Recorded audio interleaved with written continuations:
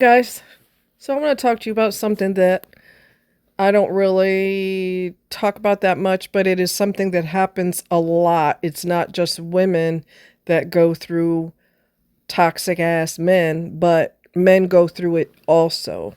The few good men that are out there, and there's only a few, okay? John, is his name Joe? I can't remember. I want to say Joe. Anyway, I'm going to post the link in the description. Sometimes links don't work. I don't know why. It's weird, but I could also put the title of the video in the description just in case the link does something whack. But this guy called in. I feel so bad for him. He's married, and when you're dealing with a toxic person, whether it's a man or a woman, it doesn't matter. They all play from the same playbook. Nice, warm, kind, loving, caring, etc., etc., etc., etc. Women can be that way indefinitely until she gets the ring on her finger. And then she has her kids, which is what not supposed to be having kids when you're not married. So she'll get married and have her kids. So it's proper. And then she'll dismiss her husband and the real her comes out. And that's what happened in his case. I think his name is Joe. We're going to call him Joe.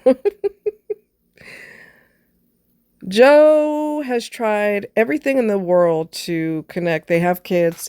He's tried to connect to his wife. She does not want to be intimate at all. She blames her behavior on she was sexually abused from her ex-husband, which I think is a load of bullshit. I'm not saying it's not possible. Of course it is. But I also think it's an excuse because when I look at other patterns of her behavior, let's just pretend it's real. It's irrelevant because y'all went to therapy and you damn sure didn't want to talk about that. If that was supposedly that's not what's causing her to act the way she is, I don't think. You would think, you would think she'd be more than happy. I don't want to lose my husband. He's a good man. Let me go ahead and get my behind in private counseling. We could do couples counseling, but I want to do private counseling too because this is a bear that's sitting on my shoulders and I don't want this no more. She didn't do that. She didn't want to do anything that's going to strengthen her marriage. Toxic ass women are notorious for stopping. They get what they want from their husband and they stop being intimate with him. They stop having sex with him. I don't want to touch you. I don't want to hold your hand. I don't want to give you a hug. I don't want to smack your butt playfully when you walk by me. I don't want to do none of that. And don't you even try to do it with me. Now, I will sit here and tell you that although I'm not a toxic person, I pulled away from my husband because I was in a marriage by myself and whatever was concerning for me was not concerning for him. You want to make a woman get dry down there like the Sahara Desert? Ignore her feelings. That's not the case with this marriage, though. He has written poetry to her. He has tried to communicate with her numerous times. And it's a shrug of the shoulders. Oh, well. I'm tired. I told you they use that excuse a lot. He tried writing poetry to her. Do you know, he don't have to write no goddamn poetry to her. That's a beautiful thing for him to do. Trying to connect. He's got a romantic side of himself. He wants to connect with her. And she doesn't give a shit. She's passive aggressive. Hello, narcissistic. Telling him he's too whiny, he's too needy. Gaslighting, narcissistic. He had an accident with his truck, totaled the truck. And he was okay. He just got whiplash, like he didn't have to go to the hospital. But he did have to, let's see. He did have whiplash. And of course, she's freezing him out sexually and physically. And he was like, you think we could spend some time getting close with each other? Do you want to rub my shoulders? Can you rub my shoulders because I'm sore from the accident? Or, can we like fool around? Can we, get some lovey-doveys going on? And her response was, I don't want to do any of that because I don't want to make your condition worse. What condition? He's got whiplash. He could benefit from a massage. He could benefit from a hot bath with Epsom salt. He could also benefit from some lovey-doveys. She didn't want to. And she's not going to. Because that's the way she is. When he had his accident, she said, "Do you want me to come there?" He said, "No, just stay." Because I guess he got the feeling that she didn't really want to be there. That is narcissistic. I've been through that.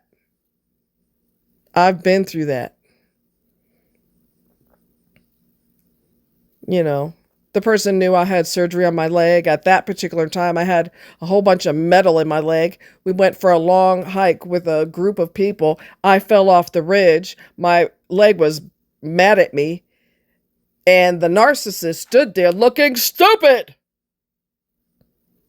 I don't want to be there in your time of need. I don't want to be there after you have an accident. I don't want to be there when you fall down because none of that has anything to do with me.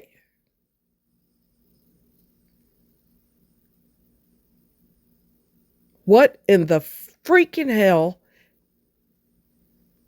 You don't act like that. Well, excuse me. Yes, you do. When you have a personality disorder, that's exactly what you do.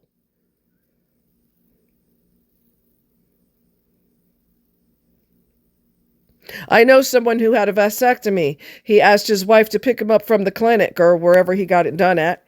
He's in a lot of pain down there for obvious reasons. He asked his bitch-ass wife to pick him up, and she said, "I can't, I'm busy." She wasn't busy. She was sitting on a couch watching TV, playing with her cell phone.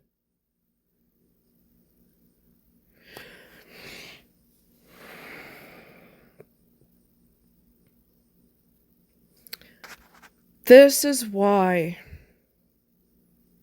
you have to take your time before you marry somebody. You need to see them in the good times, the bad times, the better times, the worst times, especially the worst times, because that's when you're going to really see who they are.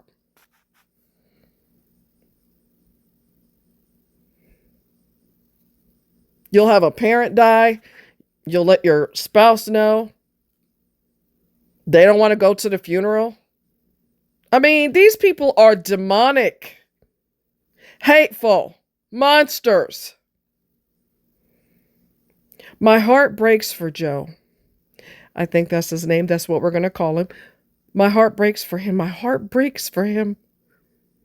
Because there are almost no men like that in the world. They are so few and far in between. Your chances, you got a better chance of hitting the lottery than meeting a good man.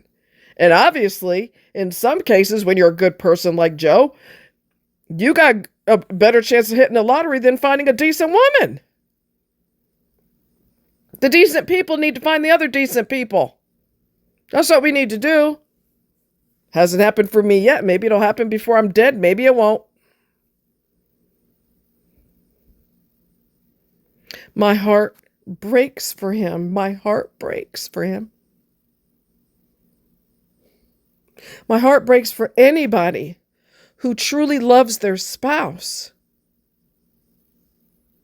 and their spouse can't stand them. I got what I wanted from you. Why are you even talking to me? I got the house or the car, the kids, the dog, the goldfish. I got everything I wanted. Now you can get the hell up out of my face. Disgusting. Disgusting behavior. I feel for him. He called in on John Delony's show and John gave him wonderful advice. He said, "I'm not going to diagnose her on the phone. I'm diagnosed, unofficially diagnosing her ass. I know the goddamn symptoms like I know the back of my freaking hand. She's a fucking narcissist. As soon as he said she don't want to have sex with him, she don't want to be affectionate with him, she don't want to hold his hand, nothing. He had an accident and she has to ask him, do you want me to come there? What would possess... I'm thinking a person's logical. What would possess you to ask that question? Obviously, the person is sick in their head. They're sick in their head. They have a disorder. They have a personality disorder. It never disappears, but it can be diminished through, therapy, medications.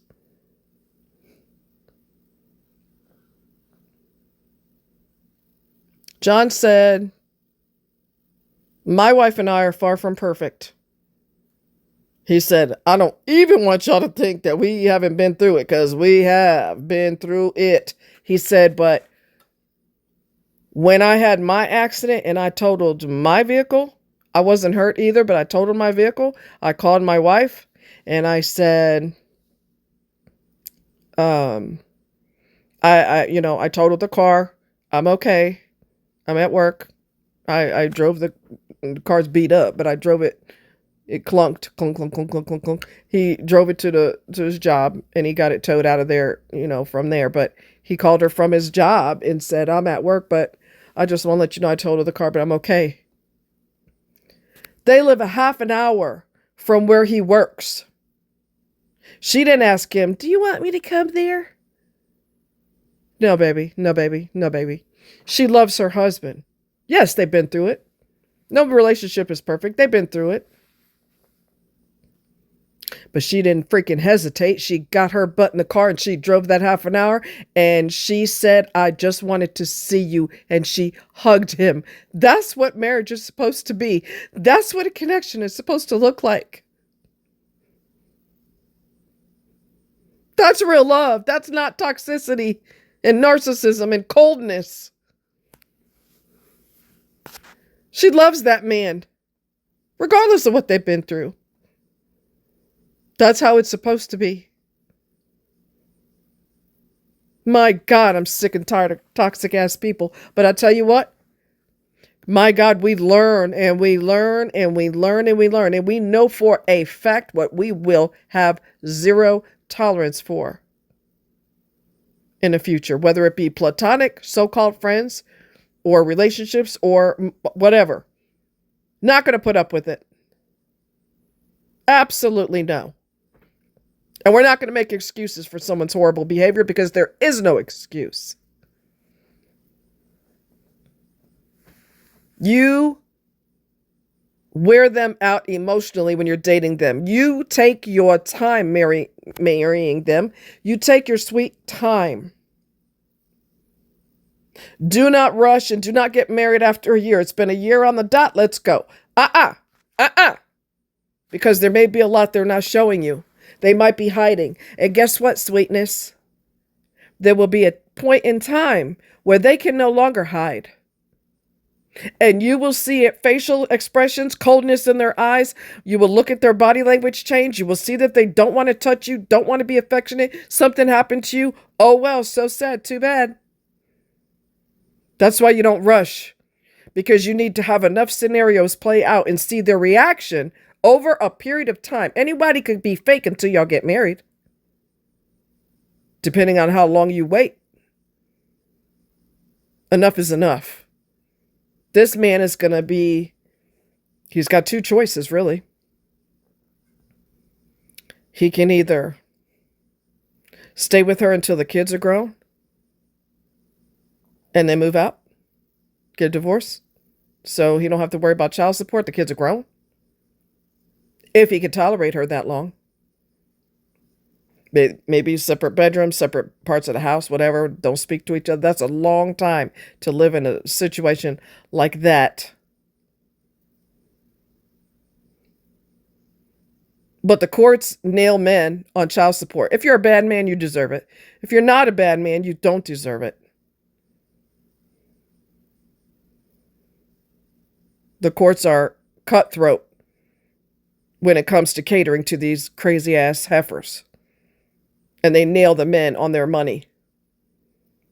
And if she don't want to work, she don't have to work, because the courts are going to make sure he pays so much child support it pays for her life and the kids. Which I never agree with. That's why I'm saying take your time before you marry these women and put babies in them. Take your time. You don't have to rush to get married. I don't know how long he waited to marry her, but people, if they're desperate for a ring and that public image, I'm married, I've got kids, oh my God. Okay, people can do the dance for as long as they need to. But their mask will slip and that facade will crack. And you just got to wait it out, baby. And I can't tell you what the time frame is. It could be weeks, it could be months, it could be a year. I don't know how long it'll take before the fake facade, the nice person costume falls off. You're going to have to decide that on your own and stop making excuses when you see horrific behavior. Write that down, make a mental note of it. And for the love of God, if something happens to you and that person abandons you, don't you dare marry them. It's too late for him. He was already married, but don't you dare marry someone like that.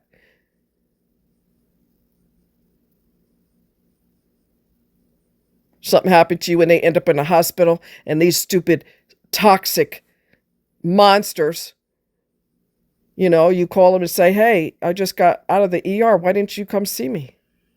Well, you got to get out of the hospital eventually, don't you? Because they don't want to be there for you in your time of need. That is case for dismissal. You have to dismiss this person. That is reason to get rid of them. If you're going to be with somebody and be by your damn self, you need to be by your damn self. It's worse when you're with somebody and you expect them to be in your corner and they refuse. My God, that's worse than being single. You're married, but you're abandoned. Or you're supposedly with somebody, but you're abandoned. We got zero tolerance for this shit in 2025. You hear what I'm telling you? Zero tolerance for it. I love you guys. I'll post the video. Take care. Bye.